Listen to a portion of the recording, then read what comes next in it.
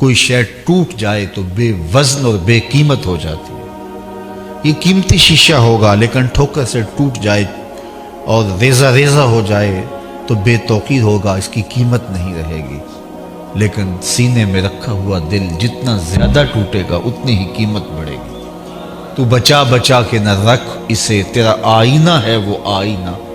تو بچا بچا کے نہ رکھ اسے، تیرا آئینہ ہے وہ آئینہ، کہ شکستہ ہو تو عزیز تر ہے نگاہ آئینہ ساز میں۔ تو یہ جب دل ہے تو دل میں کسی کے لیے بے چینی بھی ہے، دل میں کسی کے لیے تڑپ بھی ہے، دل میں کسی کے لیے محبت بھی ہے، رت جگہ بھی ہے، آہیں بھی ہیں، سسکیاں بھی ہیں۔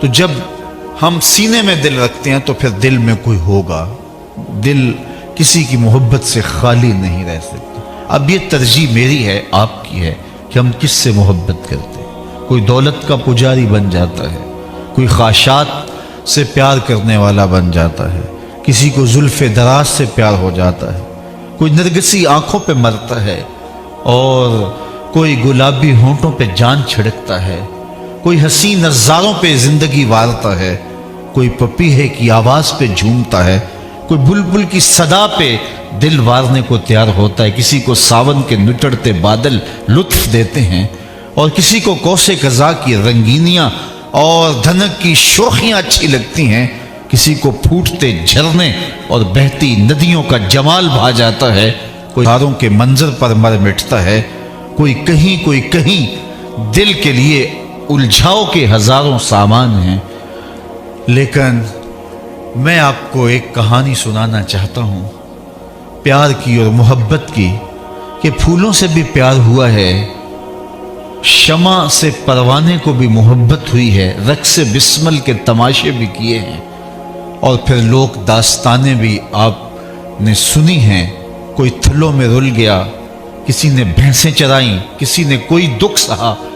تو پیار تو لوگوں نے کیے اور محبتوں کی کہانیاں بھی بنی، موضوع سخن بھی ہوا، لوک داستانیں بھی لکھی گئیں۔ کہیں بدیع و جمال کے حسن پر میاں محمد بخش عارف کھڑی کہانی لکھتے ہیں، سیف الملوک کے پیار کی محبتیں اور اس کے دل کی بے چینیاں اور اس کا اضطراب، اور کہیں جو ہے وہ وارث شاہ اپنے انداز کے اندر محبت کا ایک انوکھا باب رقم کرتے ہیں۔ زمانے میں لوک داستانیں بھی پیار کی ہیں اور محبت و عشق کی انوکھی اور البیلی کہانیاں بھی سننے کو ملتی ہیں، لیکن ان ساری کہانیوں کا نتیجہ کیا ہے؟ تڑپ، بے چینی، اضطراب، اور بہت ساری محبتیں تو آخر شکوے میں تبدیل ہو گئی، ساری زندگی برباد ہو گئی۔ غالب نے کہا تھا عشق نے غالب نکما کر دیا، ورنہ ہم بھی آدمی تھے کام کے۔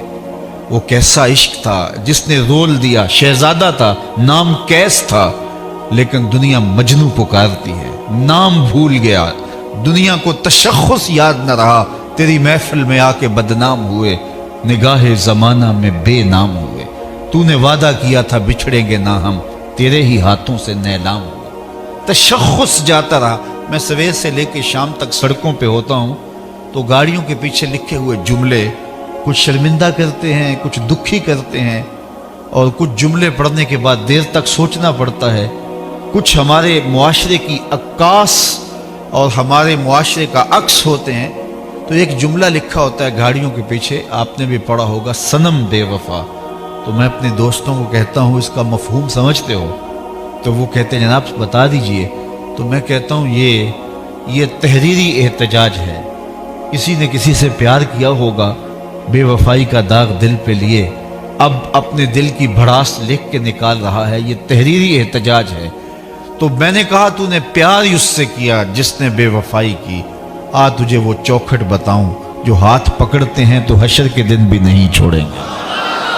ہم اس محبت کی دعوت دیتے ہیں جو بندے کو نکما نہیں کرتا۔